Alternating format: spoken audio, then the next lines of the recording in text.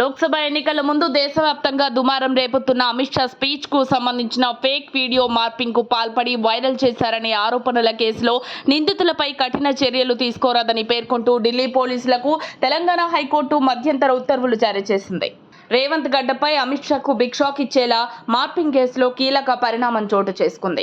ఈ కేసుపై Telangana high court stay విధించింది. ఈ కేసులో ముందస్తు విచారణ చేయొద్దని ఢిల్లీ పోలీసులకు తెలంగాణ హైకోర్టు ఆదేశాలు జారీ చేసింది.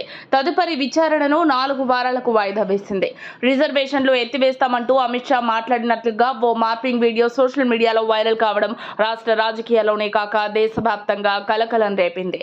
దీనికి బాధ్యులుగా 5గురిని సైబర్ క్రైమ్ పోలీసులు అరెస్టు చేసిన సంగతి తెలిసిందే. దీనిపై కాంగ్రెస్ నాయకులు హైకోర్టును ఆశ్రయించారు. ఈ కేసులో ఎలాంటి ముందస్తు చర్యలు తీసుకోకుండా పోలీసులకు ఆదేశాలు ఇవ్వాలని కోరుతూ పిటిషన్ వేశారు. దీనిపై విచారణ చేపట్టిన కోర్టు ముందస్తు విచారణ చేయొద్దని ఆదేశించింది. దీనిపై ఇప్పటికే ఢిల్లీ పోలీసులు కేసు నమోదు చేసి దర్యాప్తు చేస్తున్న సంగతి తెలిసిందే. ఈ పరిస్థితుల్లో ముందస్తు ఇన్వెస్టిగేషన్ చేయడానికి వీల్లేదని, తదుపరి ఎలాంటి చర్యలు తీసుకోవడానికి వీల్లేదంటూ మధ్యంతర ఉత్తర్వులు జారీ చేసింది నాంపల్లి కోర్టు. ఈ కేసులో టీపీసీసీ సోషల్ మీడియా విభాగానికి చెందిన మన్నే సతీష్ తో పాటు మరో 5గురిని పోలీసులు అరెస్టు చేసిన సంగతి తెలిసిందే. కోర్టు వారందరికీ షరతులతో కూడిన బెయిల్ ఇచ్చింది.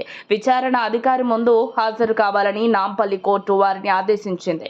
ఈ నేపథ్యంలో కాంగ్రెస్ నాయకులు హైకోర్టును ఆశ్రయించారు. తదుపరి ఎలాంటి విచారణ చేయకుండా ఆదేశాలు ఇవ్వాలంటూ హైకోర్టులో పిటిషన్ వేశారు. దీనిపై విచారణ జరిపిన న్యాయస్థానం మధ్యంతర ఉత్తర్వులు జారీ చేసింది.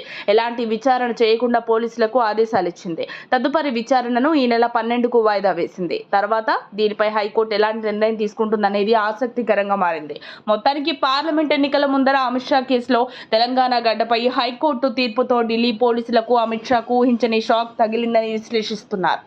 మరిన్ని అప్డేట్స్ కోసం మా కాయ్ టీవీని సబ్స్క్రైబ్ చేసుకోండి. మా వీడియో కనుక మీకు నచ్చినట్లయితే లైక్ చేయండి, షేర్ చేయండి. మీ విలువైన అభిప్రాయాలను కామెంట్ బాక్స్లో తెలియజేయండి.